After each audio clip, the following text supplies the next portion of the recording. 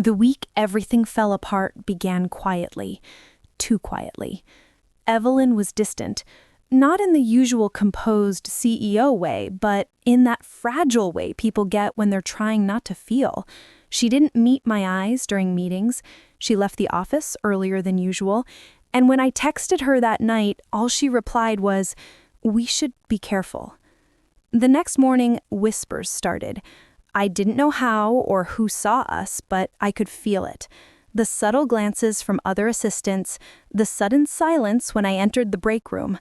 Corporate gossip spreads like wildfire, and Evelyn was the kind of woman people liked to talk about.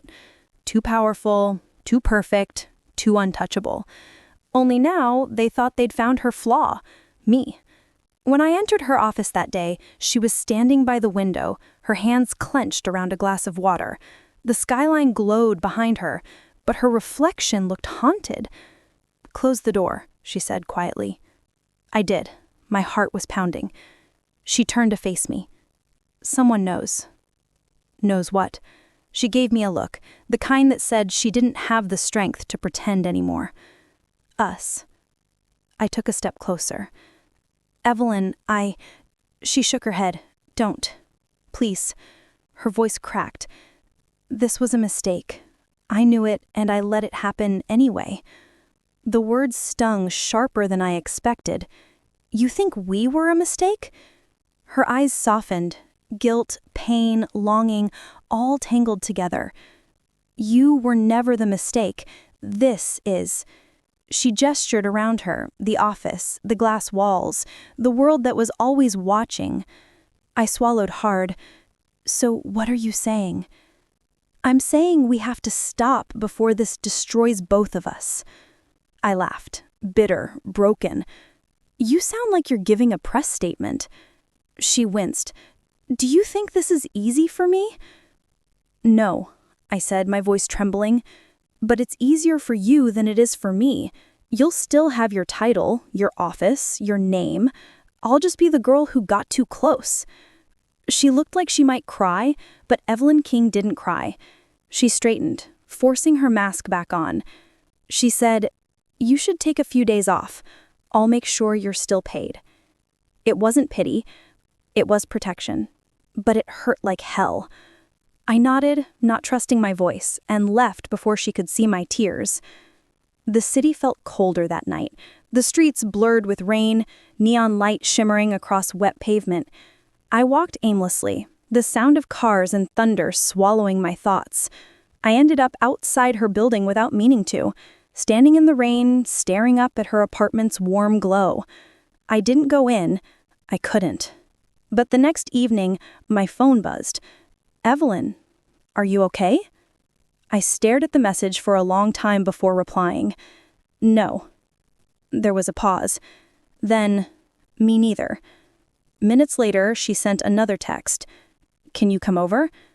I told myself I shouldn't, that she was my boss, that she was scared, that this would only make things worse, but love has never cared much for logic.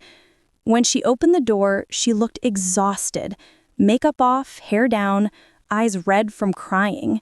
She wasn't the CEO tonight, just Evelyn, the woman who had broken her own heart to protect mine. Without a word, she reached for me.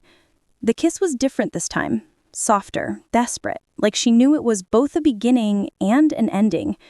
She led me inside, holding on to me like she was afraid I'd disappear. When our foreheads touched, she whispered, "I tried to stay away." "I know," I said, my voice barely a breath.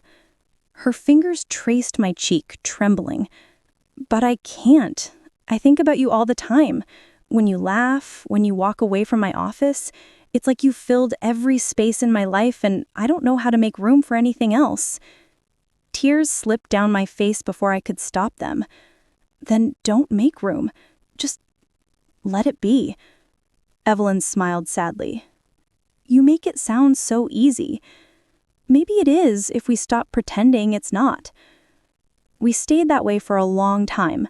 No words, just quiet breathing, the soft hum of the rain against the windows.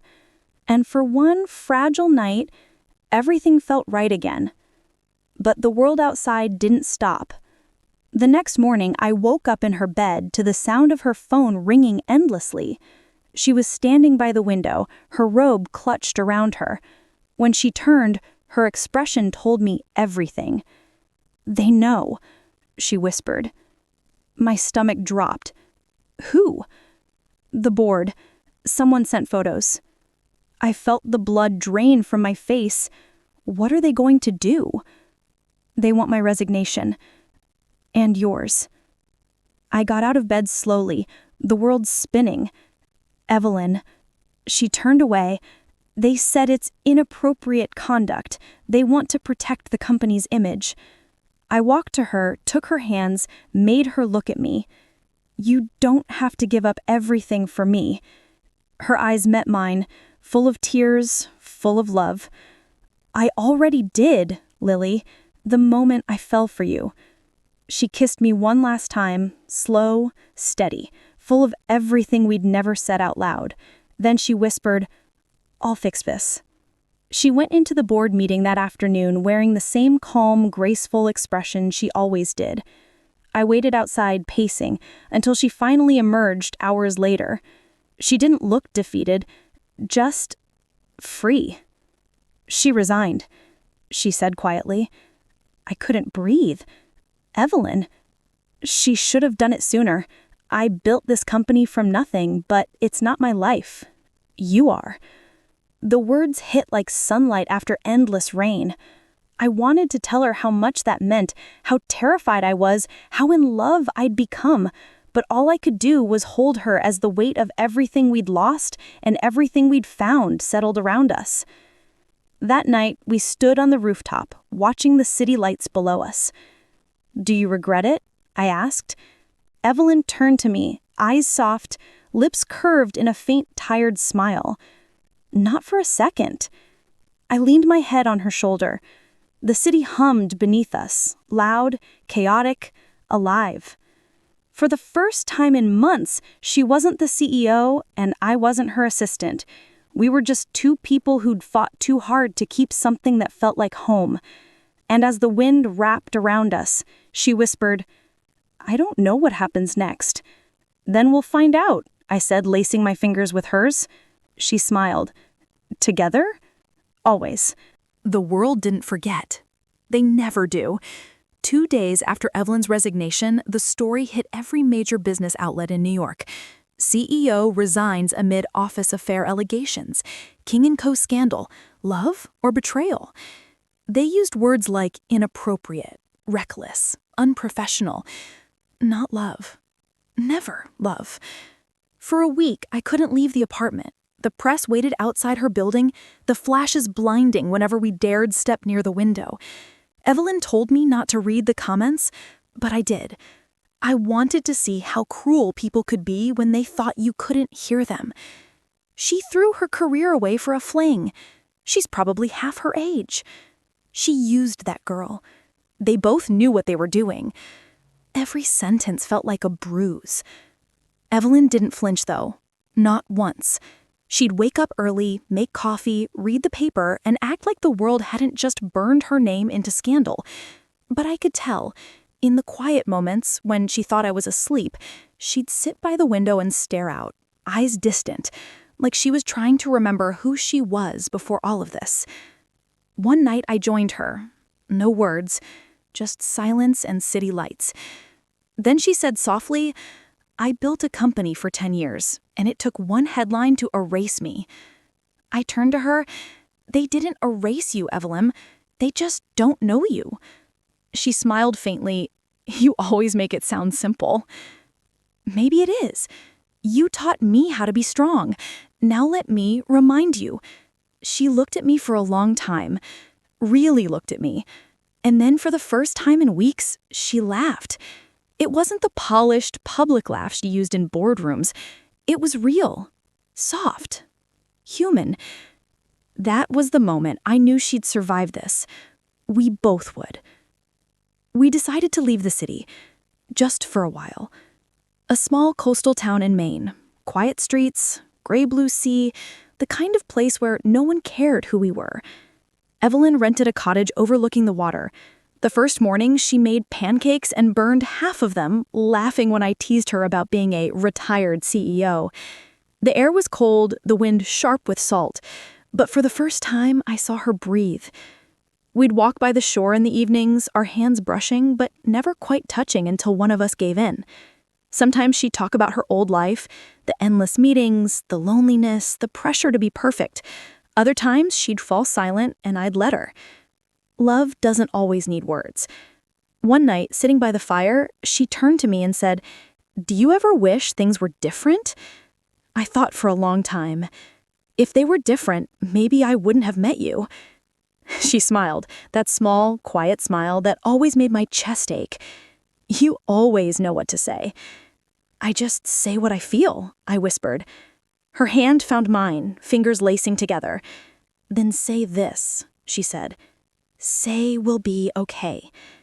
I met her eyes, tired, beautiful, full of fight. We'll be okay. And I meant it. Months passed. She started consulting smaller companies, mentoring young women in business. I started writing about truth, about power, about how love can cost everything and still be worth it. The world slowly moved on to other scandals, but every now and then, her name would appear again, tied to some headline or rumor. It didn't bother her anymore. She'd just smile, sip her coffee, and say, "Let them talk." Because now she had something real. One evening, while I was typing on the porch, she came up behind me and slipped her arms around my shoulders. "I have an offer," she said softly. "For work? For life?" I turned, smiling. "That sounds serious." "It is," she said. "Move in with me. No more hotel rooms or suitcases. Just us." I stared at her, at the woman who once ran empires and now stood barefoot in the fading sunlight, asking for something simple. I nodded, tears stinging. "Yes, of course, yes." She kissed me, slow, steady, full of everything we'd been fighting for. And for the first time since that first forbidden night in her office, I realized something. We didn't fall from grace. We fell into it.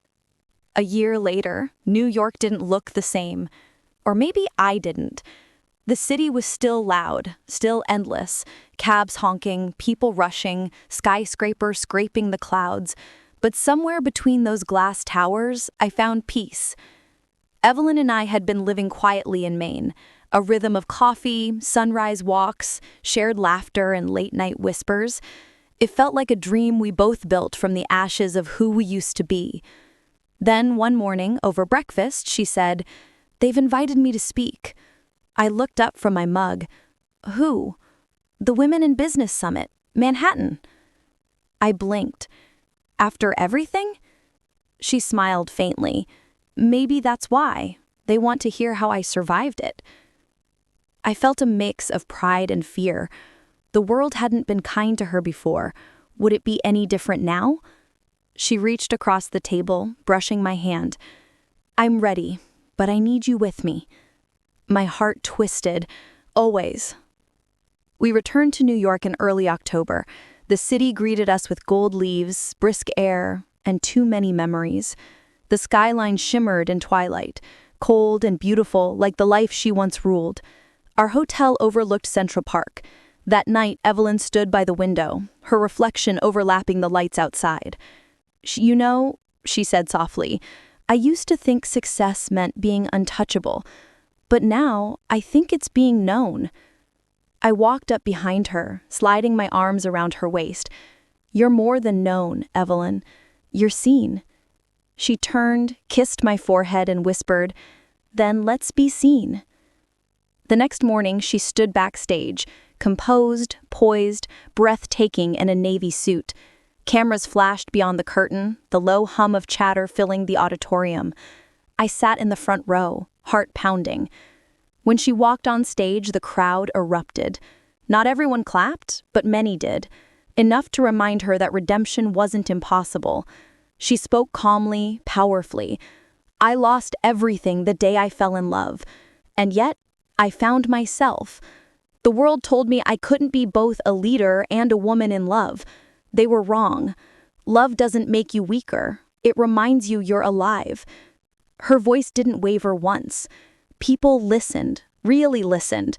Some nodded, some wiped their eyes. I did too. When she finished, the applause was thunderous, not polite, not obligatory, real. And in that moment, I swear I saw the version of Evelyn she always wanted to be. Strong, vulnerable, unapologetic. After the event, we slipped out through the site exit to avoid the crowd. The sun had dipped low, turning the sky honey gold. She looked at me, smiling. "You proud of me?" "Always, but I was proud long before today." She laughed softly. "You and your words." "Hey," I teased, "they worked on you." Her laughter faded into something quieter, deeper. "They did more than that. They saved me." She reached up, cupping my face. "You made me believe love doesn't have to hide." I kissed her, there in the fading New York light, while the city roared around us. And for once, we didn't care who saw. Weeks later, the photo appeared online. Evelyn King, former CEO turned advocate, spotted with partner in New York. There were comments, of course, some cruel, some kind. But we didn't read them. We were too busy living. One night, back in our apartment, she asked, "Do you ever think about what might have happened if I hadn't kissed you that night?" I smiled. "Every day. And every time I thank God you did." She leaned in, forehead to mine. "Then I guess it was worth everything." "It always was," I whispered. The city hummed outside, a lullaby of lights and noise. The same city that had once broken us, now wrapping us in its glow. Evelyn poured wine, curled beside me, and for a long, perfect moment, neither of us said a word. We didn't need to. Love had already spoken.